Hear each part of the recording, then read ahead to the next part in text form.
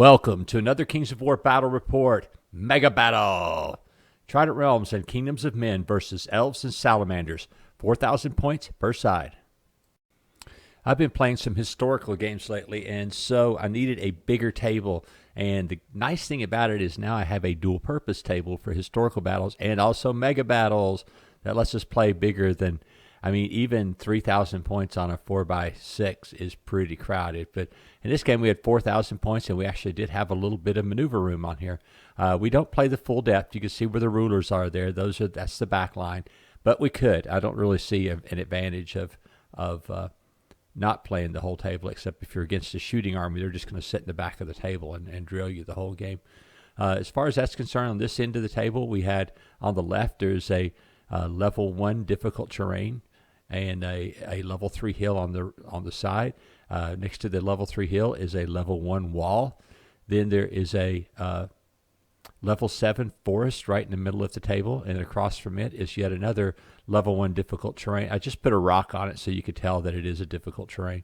Then two impassable terrains. They're both level 4, a castle, and then there's an orc idol up on one of the little hills. And then on the far end is a level 3 hill and also another level 7 forest. This is just basically what I was running for on my 4x6 table. I just put bigger chunks of terrain out there for a bigger game.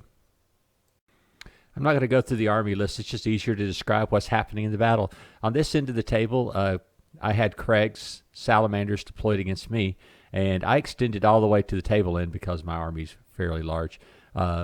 I had a unit of foot guard with a unit of fanatics in front of them and one of my heroes, then pikeman unit, and then another unit of fanatics, then another pikeman unit, then another foot guard unit, then another pikeman unit, then another fanatic, and then another pikeman on the very end. I had two generals on Winged Beast. One of them was behind the pikeman. Behind the fanatics here on this end, and one was on the far end behind the pikeman. I also have a wizard, a Gandalf wizard, which is just a 50-point wizard with Bane Chant, Inspiring Talisman, and swapping out the Fireball for a lightning bolt. So you had something you can do when you're not throwing Bane Chant. So that was kind of neat. And then on this end, he had just one of the Lizardmen heroes, and then he had a unit of Tyrants with Lacheladons around it, and then a unit of Salamander Primes, and then a small unit of Gecko Warriors who's acting as chaff. His Ancients are behind there, kind of acting as an ASB. Over in the very middle was another unit of Tyrants, and then another unit of Salamander Primes, plus the additional hero. You can see here at the very end of his deployment, he had his Scorch Wings. He's pretty sure he's going to try to jump my lines there. Another Lacheladon that kind of acts as chaff / a missile attack. Behind them, the Lacheladon is another unit of Salamander Primes and a lone hero, unit of Geckos up there to act as chaff. And behind them, yet another troop of Ancients to act as a battle standard bearer.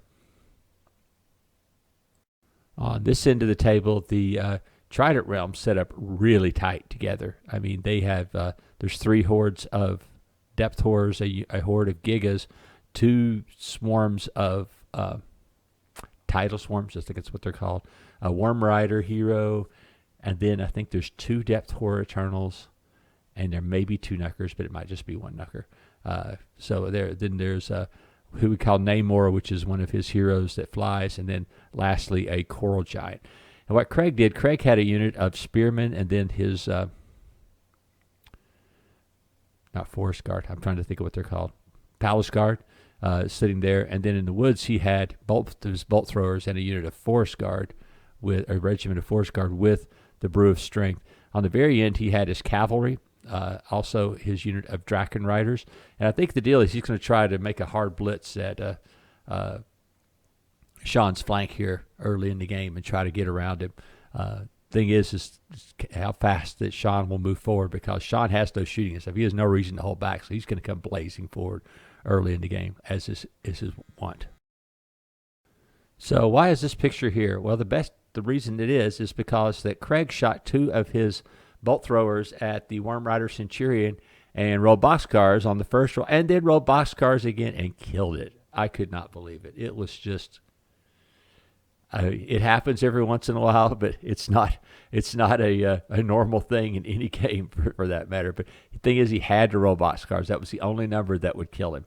So anyway, the Worm Rider Centurion didn't even get to move this game. He was dead before it started. So in our turn one, I just moved everything forward 5 inches. Except for the hero, the lone hero, he just moved forward to be like a 1/4 inch outside of Craig's own hero's charge range. So just get there to get in that dare position to see who's gonna budge first. I moved the on the far end. You can see I turned the General Wing Beast around because it wouldn't fit right up against my guys. And what was funny, I think Craig flew over, and I could have charged him if I actually had faced in that direction, but I didn't. I told him, I changed my mind. Now it is faced that way. He didn't think that was a good idea.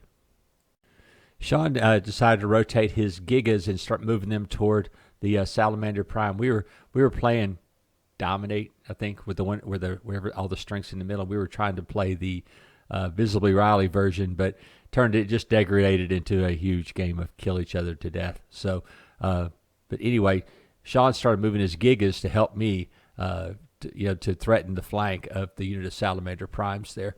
He also moved up a unit of Depth Horrors behind them in the reserve. The Swarms moved forward and angled to allow his Depth Horror Eternals and his Knuckers to change angles. And so that way he could actually charge the 2 Elven Bolt Throwers in the next turn. So that was a good side of the plan. His Knucker on the left and his Coral Giant topped the hill to tempt the Draken Riders into a charge and hopefully flank them. And so another unit of Depth Horrors is also up on top of the hill. That way they could get some velocity as far as if they have to countercharge somebody. In Craig's turn, he flashed his Horse Archers down the right-hand side of his right-hand side of the table to get in position to maybe do some flank charges later. His Forest Guard moved forward to act as chaff or to slow down the Knucker and all the other stuff in front of him. But his Draken Riders were sitting in reserve, just waiting for somebody to take the bait. Everything else on this side just basically kind of sat still. And because he was going to open fire, a deadly fire onto the Coral Giant this turn. On the fun and most relevant side of the table, basically my side, Craig just moved forward the same thing I was doing, which is just getting up into range to maybe chaff some things. He was shooting some of his Lakelodons. Didn't do a whole lot of damage with them. But he was just making a slow, steady advance here and was trying to get in position for a big hammer blow from those units of Tyrants. I just swung around here to give you a picture, see what Craig is seeing right now as far as the Jean has launched a much stronger attack into the middle of the table than I have. But then again, his army is a couple inches faster, or at least an inch faster per turn. So anyway, Craig has just kind of got this nice wall going here. I think he probably could have held back the horsemen for another turn instead of going down the flank so much, because I think he could have actually used a little bit more shooting early in the game than later. It does end up, the shooting does do appreciable damage, but I think it could have been more valuable if he had held them back for another turn. So on my turn, I just moved a unit of Fanatics up to the edge of the difficult terrain, and everything else just kind of followed online. I rolled my charge, and then able to charge and pretty much destroy one of the units of geckos to knock some of that chaff out of the way. One of my heroes on horse, he went ahead and charged into the Tyrants to keep them from making a easy charge into my line. I like doing stuff like this. Is it worth blowing him that early in the game? I don't know. But the other hand, it keeps him from doing what he wants to do for a turn. The best he's going to do is get a dice 6 overrun. If he does that, I might be able to charge him with the pikeman or the general on Winged Beast and the pikeman to slow his army down. Over here, the Knuckers charge. One of them charges into the bolt throwers that's there in the woods, and easily takes it out. The rest of the army is just moving forward. He's got his all of his tidal swarms in chaff mode. Sean's other knucker went ahead and charged the horde of archers in the woods to try to shut down some of the shooting, because Sean's depth horrors are very vulnerable to being engaged, even with light archery. Kind of a mess here on this left flank. It's just as far as the spacing and stuff like that. It's going to get to the point. The thing is the Elves and the Trident realm both have the same charge distance. The thing is that Craig does have an advantage with the horse archers and the Draken riders being able to outcharge things and being able to dictate the battlefield a little bit. I mean, the thing is that, like those tidal swarms there, Craig's palace guard, as long as you don't let two things charge you at one time, you can handle these depth horrors. But what you don't want is to see is what's happening right here. I can already see it, which is a unit of depth horrors and a depth horror eternal, and then there's two, and so like if he went forward to kill the swarms, he's going to get double charged. So Craig does the right thing and just uses their own swarms against him, but that's still not going to prevent what is about to happen. During this part of the game, I looked over and noticed what I call the shark formation. I've seen Sean win 20-plus games using this exact same thing. He keeps moving the swarms up in your face, and then because the swarms are so short, he's able to squeeze a depth horror and a depth horror eternal, sometimes pass them and flank on each end of your unit.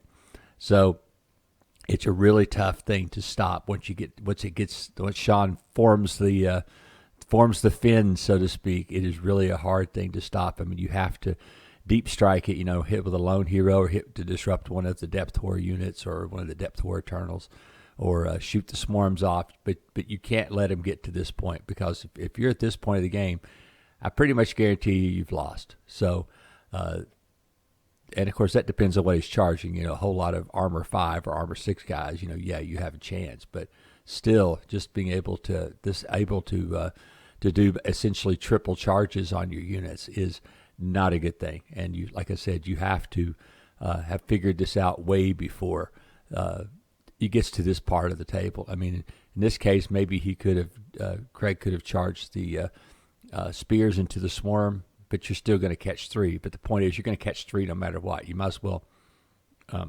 knock something out as you do it, as opposed to just taking it and having the swarm still around, which is a bad thing. So anyway, the shark formation, deadly lethal.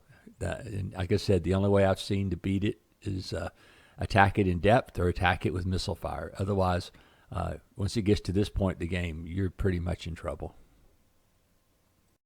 So just to give you a close-up of how this works, in this case, the swarms charge the kindred tall spears in the front, and then that allows the depth horror eternal to rank up to charge up next to them.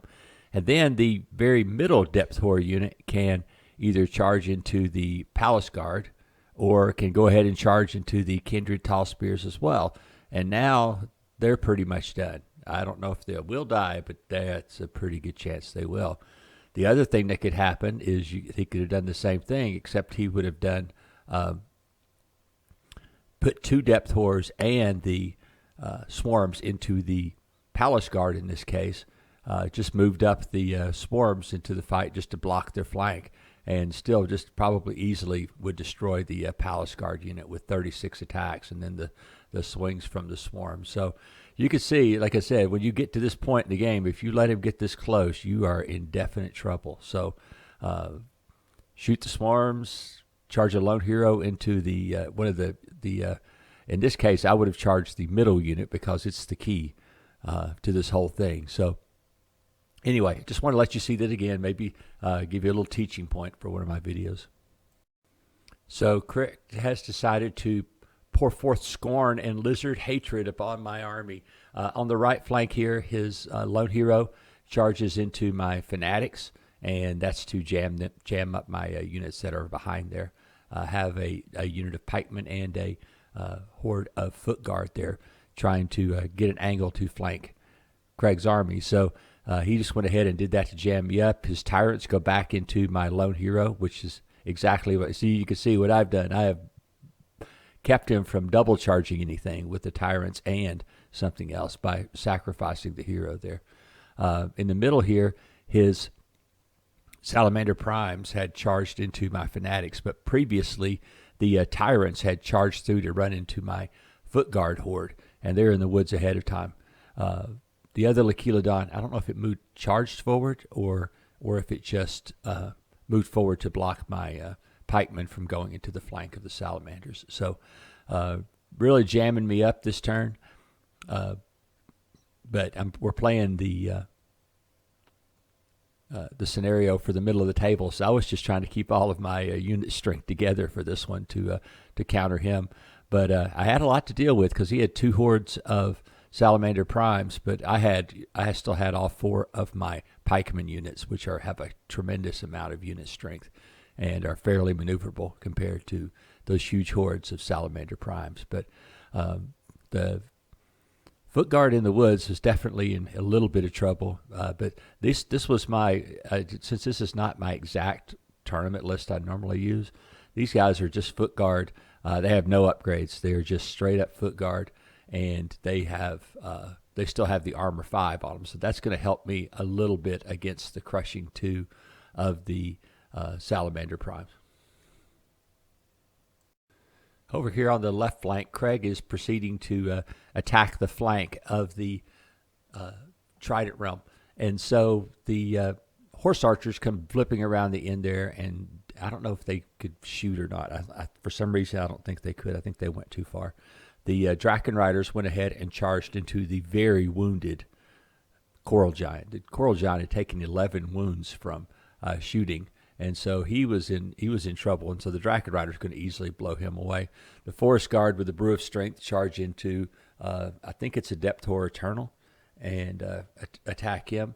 So Craig's got a pretty good attack on the flank here. I think maybe what's happened, though, is that the main battle line has already slipped past him a little bit, and maybe he needed to turn toward the middle just a little bit sooner instead of getting so deep on him. Because, I mean, it's one of these things, it's almost like leading a duck. You have to aim in front of it. You don't need to aim. If you aim right at it, once you get there, it's gone. So I hate that analogy, but that's probably as good as I could come up with, is the fact that the troops are going to blow right past him and attack those units, and you still can't respond because of the distance. So anyway, I hope that explained that. Here you can see the tyrants charging the foot guard in the woods. His Scorched Wings had jumped behind the lines this turn and pivoted to menace the rear of my army. Over in the very middle, his Salamander Primes had countercharged my lone hero.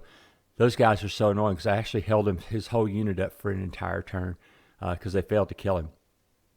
Down here, behind my General on Winged Beast, in front of my General on Winged Beast, that unit was of pikemen were wavered, I think maybe from the Lechilodon. So that was tragic. But anyway, I mean, that you could tell right here that what Craig wants to do is to smash into my foot guard and then smash through the fanatics and then proceed into the middle of my line and take me out.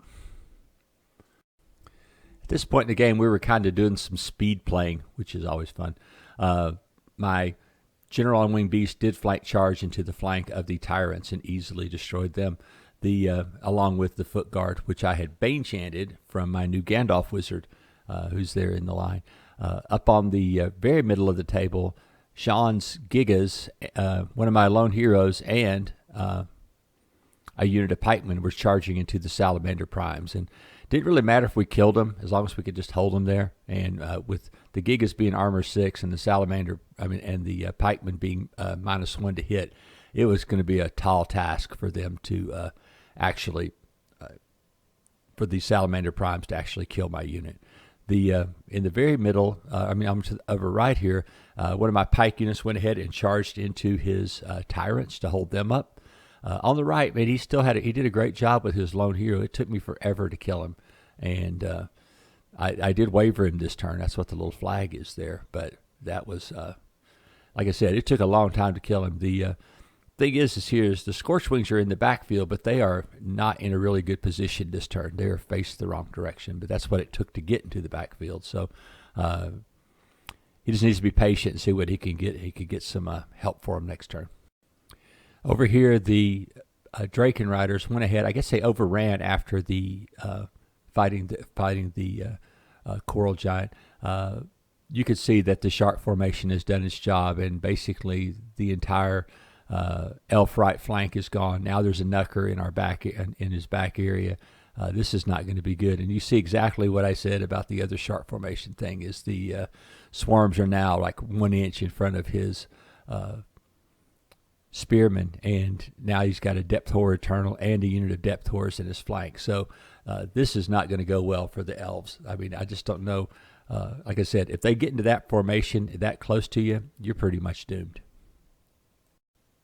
So the horse archers finally make an appearance behind the Kingdoms of Men side army. I don't know if they were coming over to help or if they were just running away from the horrible fish people, but they did eventually come around to this side of the table.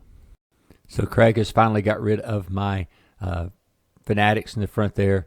The rest of my line is just kind of dressed up here to fight him.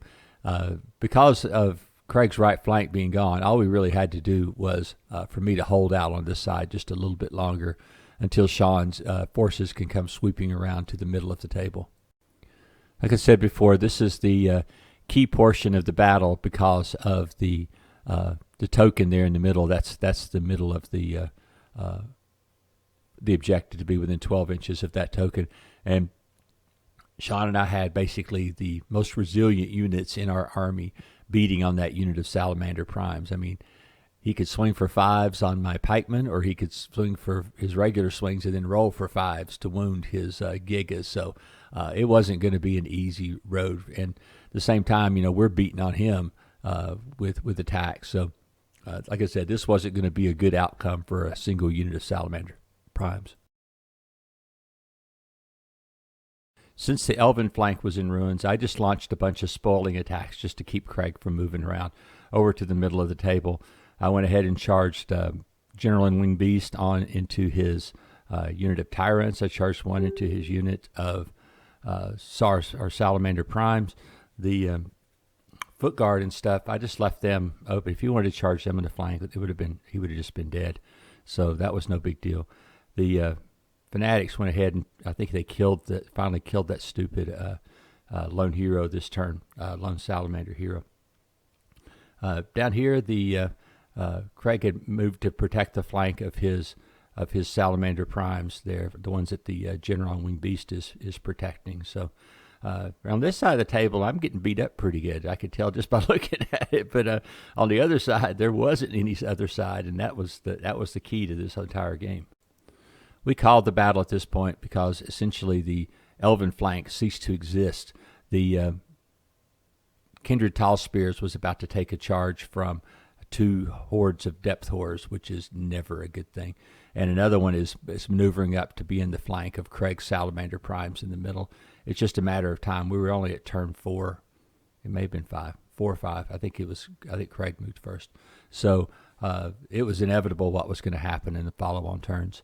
So anyway, we just called it at this point, and a earned victory for, I would say, just going to say the Trident realm, because I really didn't do anything except hold him off the whole game. And essentially all the fighting was on Craig's right flank and Sean's left flank. So anyway, good job to both of them for fighting it out over there, and I just was grinding the whole game. So no big deal for me. Since I said so much tactically during the battle, I'm probably not going to spend a whole lot of time on this after action.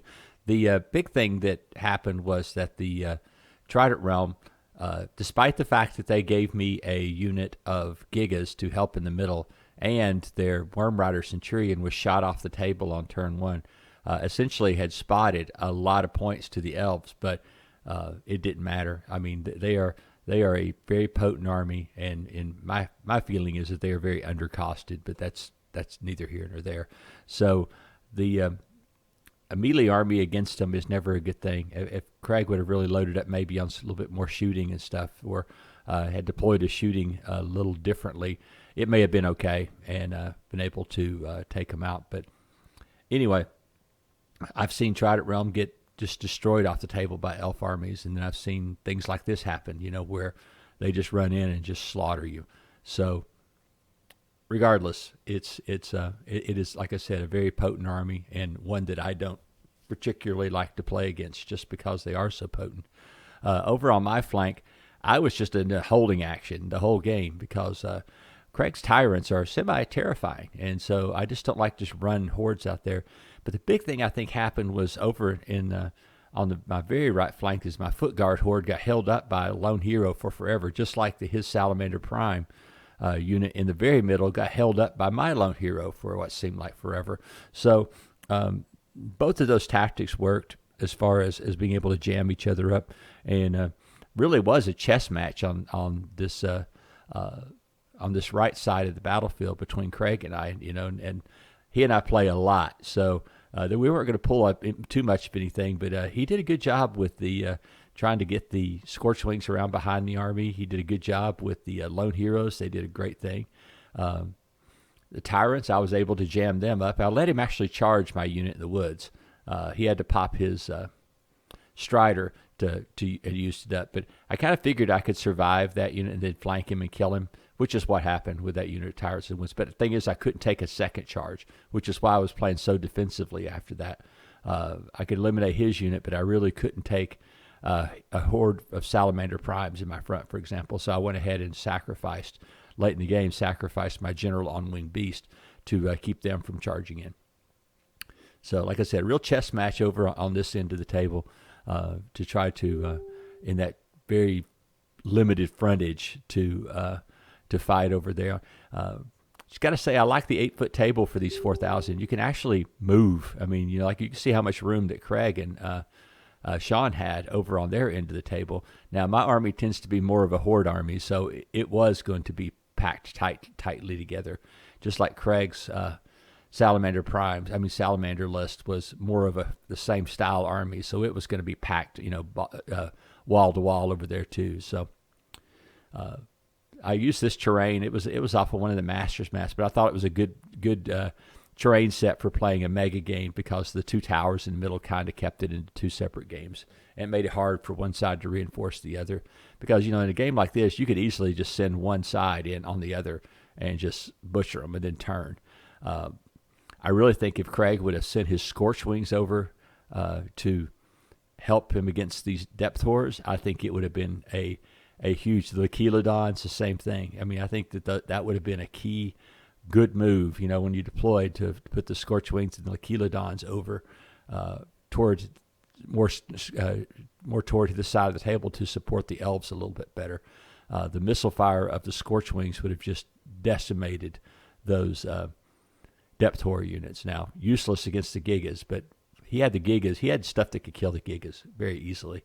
So I think, though, if they could have got the Scorch Wings over, even the lone hero, that you can see it in this picture, the lone hero is sitting right there, he could have charged it into one of those units of depth horrors or the depth horror Eternal and kept them from doing the combo charge into his main unit. So lots of things could have happened differently. But it was a good game. I mean, it was like at my end, I was stressed. I mean, he's beating on me to death, but I guess on his right flank, he was the one that was being stressed. So, kind of fun. I like to see a game like this, with 3 veteran players. You knew it was going to be a bloodbath, and that's the way it turned out to be. So, thank you for watching the video. It's a lot more casual than my normal ones, but I hope you enjoy it.